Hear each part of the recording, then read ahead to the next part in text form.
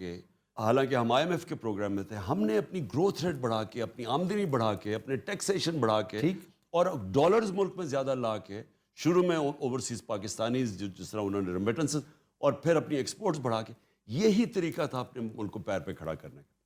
میں یہ ہمیشہ یہ بھی سمجھتا تھا کہ اگر ہم کسی اور کی جنگ میں شرکت کریں، یہ ہماری ترقی رک جاتی ہے۔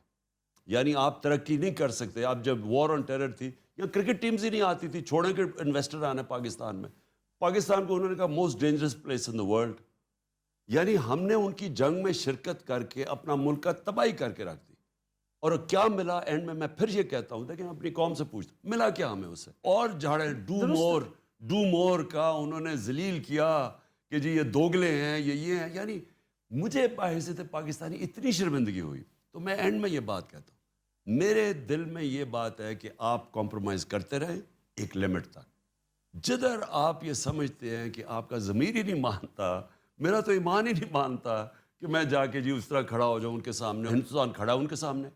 ہاں ہمارے اس وقت اکنامک سچویشن فریجائل ہے ہمارے زمانے میں، اب تو انہوں نے بیڑا غرق کر دیا نا۔ اب تو خیر اور بات ہے نا۔ ہمارے زمانے میں میں نے نیوٹرلز کو سمجھایا بھی تھا کہ یہ بڑی مشکلوں سے ہم نے اکانومی سنبھالی ہوئی ہے، کیونکہ ایک کرونا آ گیا، کرونا کے آفٹر افیکٹس آ گئے، کموڈٹی سپر سائیکل آ گیا، انرجی کی قیمتیں بڑھ گئیں، ہمارے پاس فورن ایکسچینج کے ریزروز کم تھے، تو بڑی مشکلوں سے ہم نیویگیٹ کر رہے تھے اس میں سے۔ تو میں نے جب مجھے پتہ چلا سازش ہو رہی ہے، میں نے نیوٹرلز کو سمجھایا، شوکت ترین کو بھی بھیجا سمجھاؤ کہ دیکھیں اگر اس وقت آپ نے یہ سازش کو کامیاب ہونے دیا تو یہ سارا بکھر جائے گا۔ یہ بڑی مشکلوں سے ایک مارکیٹ کا آج کانفیڈنس ہے، اگر آپ نے ہلایا تو یہ سنبھال آپ نہیں سمجھیں گے۔ میں نے یہ ایگزیکٹلی میں نے کہا ٹیل سپن میں چلی جائے گی آپ کی اکانومی، کیونکہ ہمارے پاس اتنے ریزروز نہیں ہیں۔ جو آپ نے ہندوستان کی بات کی، ہندوستان کے پاس ریزروز ہیں، لیکن میں پھر بھی یہ سمجھتا ہوں کہ امریکہ سے میں جانتا ہوں ان سے کیسے بات کرنی ہے، میں ان کی سمجھتا ہوں سائیکی۔ امریکہ کبھی بھی جب وہ سمجھتا ہے نا کہ اپنے کوئی نیشنلزم اپنے انٹرسٹ کے لیے کھڑا ہے، وہ رسپیکٹ کرتے ہیں۔ جی۔